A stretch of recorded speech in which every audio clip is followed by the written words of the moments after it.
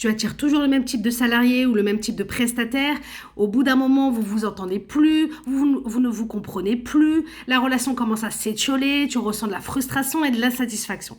Si c'est ton cas, ne bouge pas, cette vidéo, elle est pour toi.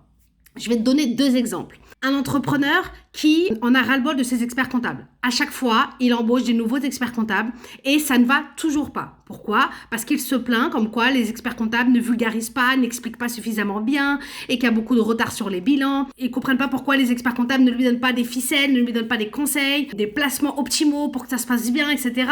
Et il se plaint constamment de ça, il se met dans cette posture de victimisation. Ok ?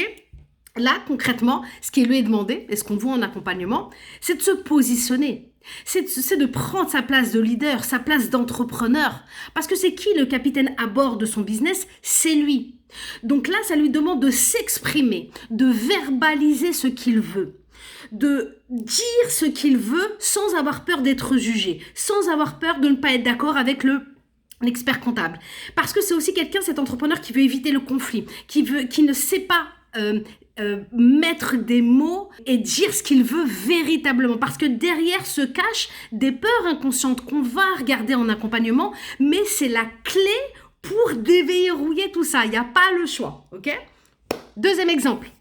C'est le cas d'un entrepreneur qui recrute systématiquement le même type d'assistantes, c'est-à-dire des assistantes qui en réalité sont mal dans leur peau, mais ça ne le voit pas en entretien, d'accord ? Elles sont mal dans leur peau, elles vont finir en arrêt maladie, elles ne donnent jamais de nouvelles pendant l'arrêt maladie, ça le met dans une situation délicate au niveau financier parce que lui, il a des charges, parce que qui gère la partie assistanat, la partie secrétariat quand elle n'est pas là, quand elle est en arrêt maladie, mais le fait de ne pas avoir de nouvelles de la secrétaire qui est en arrêt maladie fait que lui, ça le met dans la merde. Bref, tu auras compris, c'est une situation compliquée pour un entrepreneur.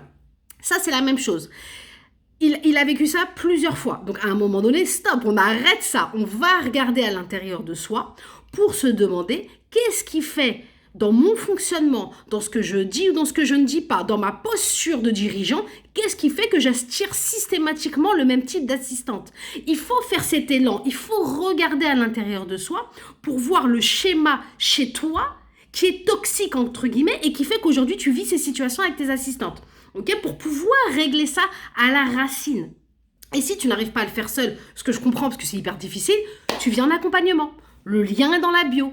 Tu vois, parce que si à chaque fois tu attires le même type d'expert comptable, le même type d'assistante, que ça se finit mal et que vous vous disputez, vous êtes incompris l'un et l'autre et que la relation se casse alors que ça avait bien démarré, c'est qu'à un moment donné, c'est toi l'entrepreneur, le point commun à chaque fois avec ses assistantes ou à chaque fois avec ses experts comptables. C'est toi qui as un schéma à l'intérieur de toi qui demande à être vu, qui demande à être reconnu, des choses qui sont inconscientes, qui sont invisibles et qu'il faut changer pour que ça vienne se matérialiser dans ton business.